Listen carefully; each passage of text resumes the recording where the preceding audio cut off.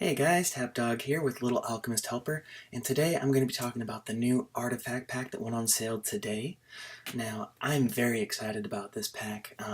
When it first got put into the game update file, when they also introduced the last pack that I did a review on, the Clairvoyant pack, while I really like the Clairvoyant pack, I was waiting for this one because this one's incredible. So I just want to jump right into it and kind of talk about all of that. And then at the very end, I also want to talk about something special that's happening this week in game.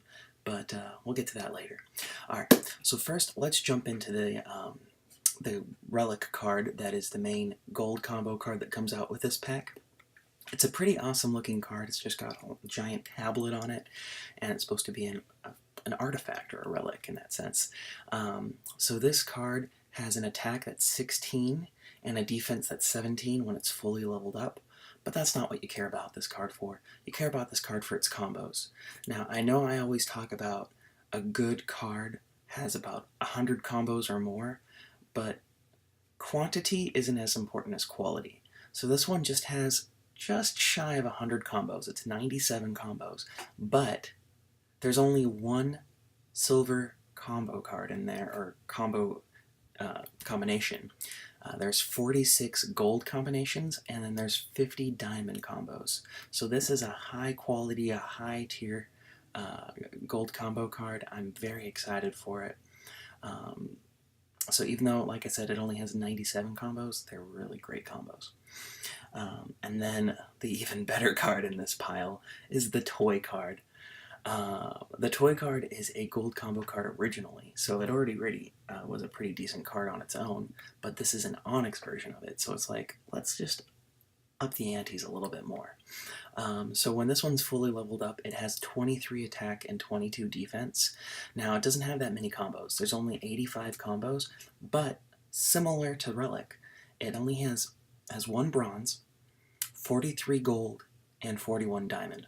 So when those actually become Onyx cards, they're going to be that much more powerful than their normal upgrades. So both of those cards, highly lucrative. I would recommend getting these packs for both of them. I usually give ratings. I'd say these are both 8 or 9 out of 10s. Toy might even be a 10 out of 10. It's that great of a card, even though it doesn't have that many combos. If it had more combos, it'd be a 10 out of 10 for sure, but I'll probably hold it back to 8.5, 9. Okay, same thing with Relic. If it had just a few more combos,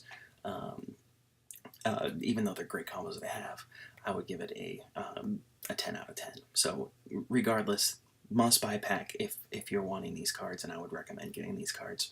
Alright, but let's jump over to the final form cards. Maybe there's some issues there. Maybe it's not that great on that end, or maybe it's great.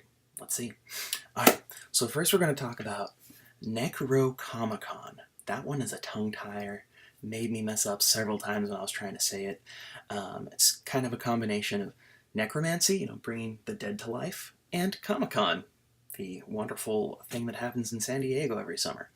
But the book, I guess, is the thing that's being risen to life there. I thought it would have been funny if it was, I hadn't seen the photo until the cards came out now, and I was picturing it being like a bunch of Comic-Con goers that looked like they were zombies or something. That would have been perfect in my mind for a Necrocomicon, but this book works too.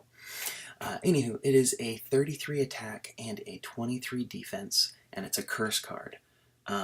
You guys already know my feelings on curse cards. Don't use them in your arena, but these are great to use in your heroics, especially now with the changes to heroics where the bosses will actually attack you. So if they have a full combo meter, it might be good to actually use curse cards now.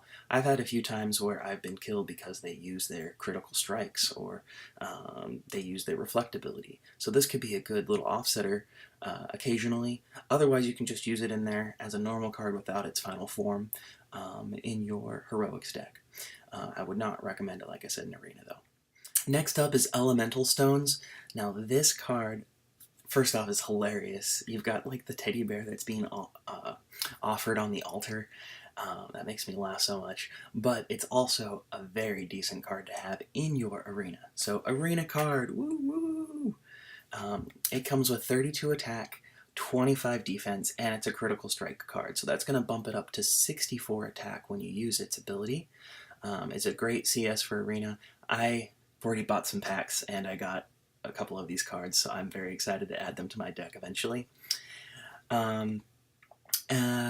Yeah, that's all I can say about it. Next up is Omni Igniter. Now, I feel like this guy kind of looks a little bit like another card that we already have in deck. Well, actually, no, I take it back. I was thinking he kind of looked like the, not the Blacksmith, but there's another card that looks similar to the Blacksmith. Regardless, this guy kind of has a cool artwork. He's got his chest opening up with a little orb coming out of it. But he doesn't have that great of a card. He turns up being a 29 attack, 26 defense, critical strike. You can add it to your heroics, but not good for your arena. Then we go over to Ancient Scrolls. Well, it's kind of a little bit more of a simple card because it's a scroll. I do like the artwork, and it looks kind of nice. It'd be nice if there was some writing on the scroll itself, even if it's just scribble marks. But that's neither here nor there. It does have a decent attack. It's a 32 attack, 21 defense, but it is a curse card. So again, another great card for your heroics. Not necessarily good for your arena. Then we go to the defensive card in this pack, and that's Fire Sigil. I am very happy for this. I know I've told you guys I'm a big advocate for these defense cards that have 20 or more defense. This one having 21 defense and only has 3 attack. And the reason why is, so what I've been doing in the heroics since the change happened is I've been using my defense cards when my opponents have their full stock. Because typically they either use a reflect, and in that case they don't hurt me at all, and I usually just get to damage them for my 5 combo fill fire. Or if they do hit me, you know, with a critical strike attack, it's offset because I have 20, 21 defense. So this is kind of the great card to use because it mitigates the attack while also not doing too much damage back to yourself. So I highly recommend if you get into these Fire Sigils, don't even have to level them up. Just put them in your heroics deck, and they give you an extra turn to play to keep you going. And that's really something I recommend you do. So when it's all the way full up, though, it does have 19 attack and 37 defense, and obviously it's a protect card, so the defense would double. But I wouldn't level it up, like I said, just put it in your deck as a 3/21, and you'll be good to go. Next card we have is Quadforce. I really wanted to try and force a Link joke in there, but oh man, that was really bad. I'm sorry. This is an awesome card, obviously. It's an homage to The Legend of Zelda and the Triforce symbol. But it's not that great of a card. As much as I want to have this in my deck, I'm a big Legend of Zelda fan. I love Breath of the Wild. It's a 29-26 crushing blow card. So this might go in my heroics deck, but that's about it. And then the final card in this pack is Red Violin. Now, this one kind of made me scratch my head because I didn't know what this was from. And then I realized, oh, this is a movie. There's a movie called Red Violin. I remember watching this probably 10, 15 years ago. It came out in the late 90s, stars Samuel L. Jackson. And basically it's this story of trying to discover where this red violin got its special color from. And you get to see the history of all the previous owners of the violin. And eventually you find out that the original owner, he actually made the violin when his wife passed away, and he used her blood to color it. So that's why it's an artifact or a relic, because it's got the red violin is made from human blood. So great story, not so great card. 29-25 is what it comes out to be, and it's a critical strike. Again, I probably would not use this in my arena. I would have it in my heroics deck, but I probably wouldn't even fuse it together for the critical strike's sake. So overall, one card I would use in my arena, and that's the Elemental Stones. All the rest of these, potentially you can use in your heroics, specifically Fire Sigils when you can put in right away, and then Ancient Scrolls and Necrocomicon are great to add in once you've leveled them up. So overall, great pack. I think it's a must-buy pack, personally. So if you have been saving up for a good pack, this is the one to buy. And now let's jump on to something else. what I wanted to tell you guys is just in a few short days, about 5 days or so from now, the arena season is going to be over. What does that mean? Well, Chen made a change earlier this year, and now 3 times a year, roughly every 110 days or so, there is a season. And the season lasts 410 days. We have the weeklies in the arena where every week we get rewards. But the seasons only happen, like I said, 3 times a year. So the season's going to be ending. That means a couple things. First, season awards. Yay! Those awards that you've been waiting for a very long time, you're finally going to be able to get them.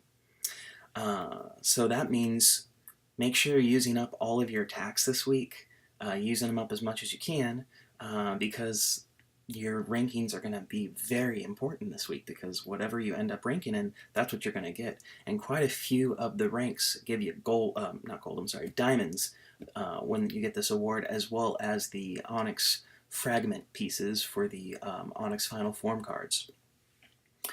Second, the entire arena is going to be completely reset.